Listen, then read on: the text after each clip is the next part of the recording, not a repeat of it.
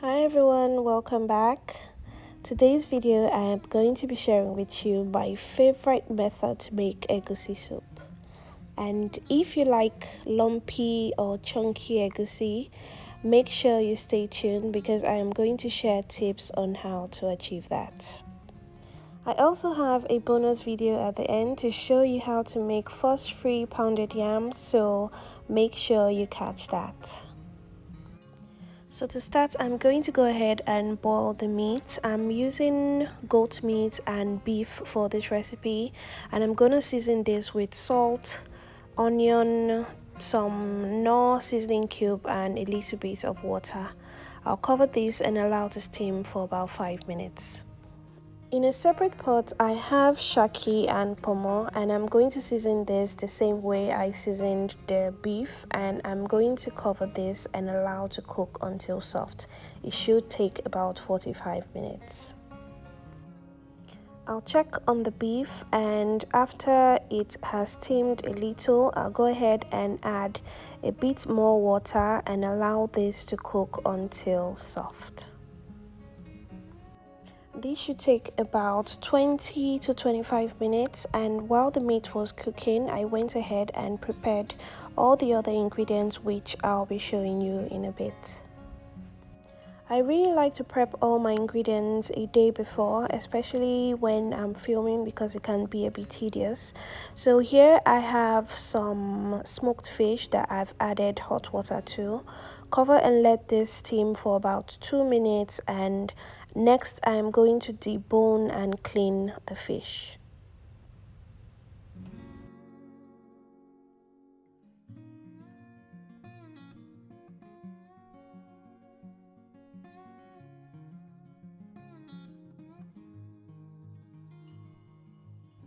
After doing this, the next step will be to prepare the egusi, which is the main ingredient of this dish. And you can find egusi in any Nigerian or African market. It's usually called egusi or melon seeds. I'm going to blend this in a dry blender until it's completely smooth. You can also blend egusi in a traditional blender by adding a little bit of water or meat stock. You can also use a food processor if you have that.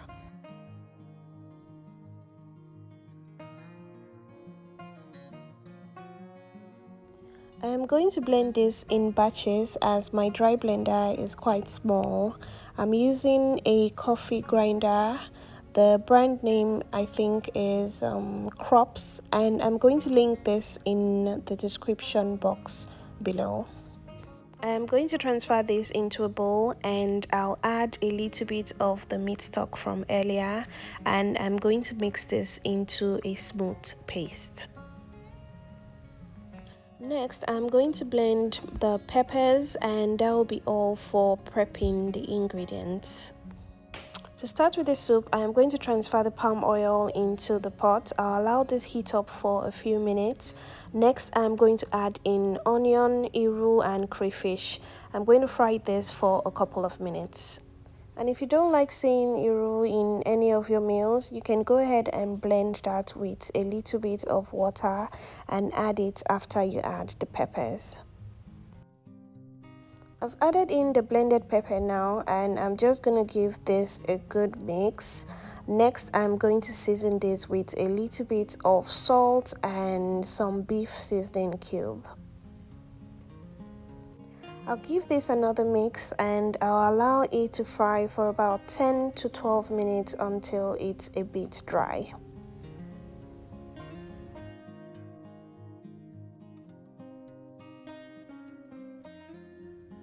After a few minutes, I'll add in the rest of the meat stock.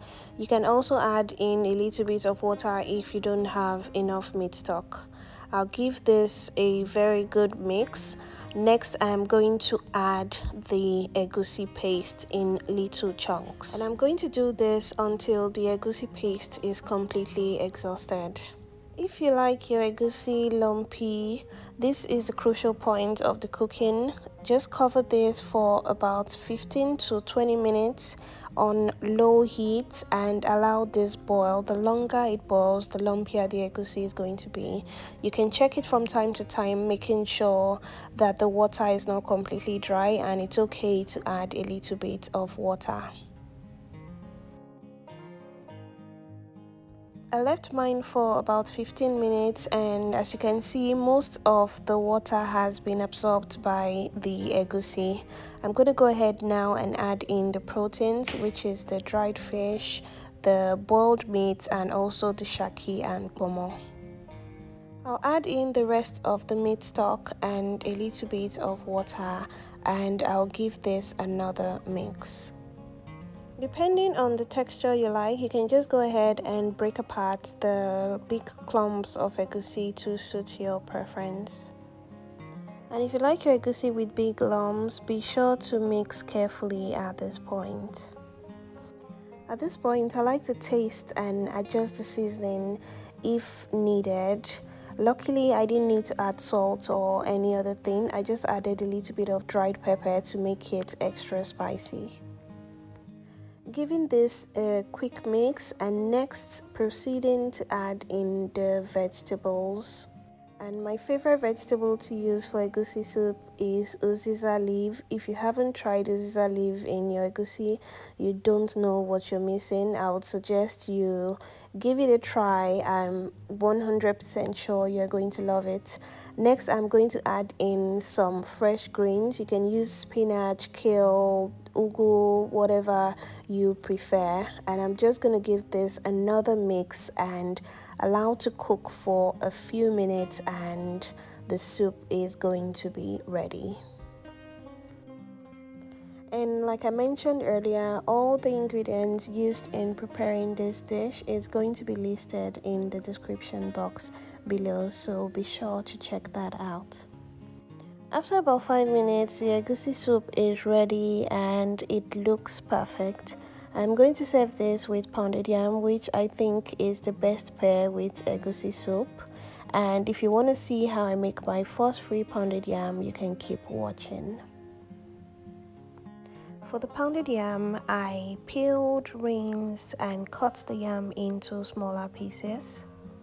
Added some water, and I'm going to cook this for about 15 minutes until it's fully cooked. And for anyone interested, my beautiful pots are from Caraway Home, and I have linked them below in the description box. I'm going to transfer the cooked yam now to my food processor. You can also do this in a yam pounder or a stand mixer using your paddle attachment. I'm going to process this for a couple of minutes, stopping at 30 minutes interval because the yam is hot, so you need to let the food processor rest so it doesn't blow a fuse.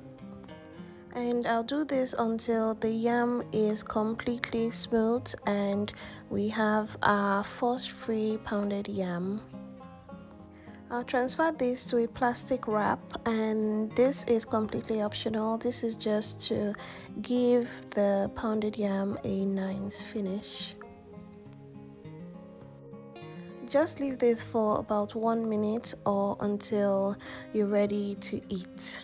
Now I'm going to serve the pounded yam with the already made soup. And there you have it, guys. This is how I make my fuss-free pounded yam and delicious egusi soup. If you enjoyed watching this video, please don't forget to give me a thumbs up. Leave me a comment if you have any question concerning this recipe, and I'll be more than happy to respond to them. Again, thanks so much for watching, and thanks to everyone who has subscribed to my channel, and I'll see you in my next video. Bye.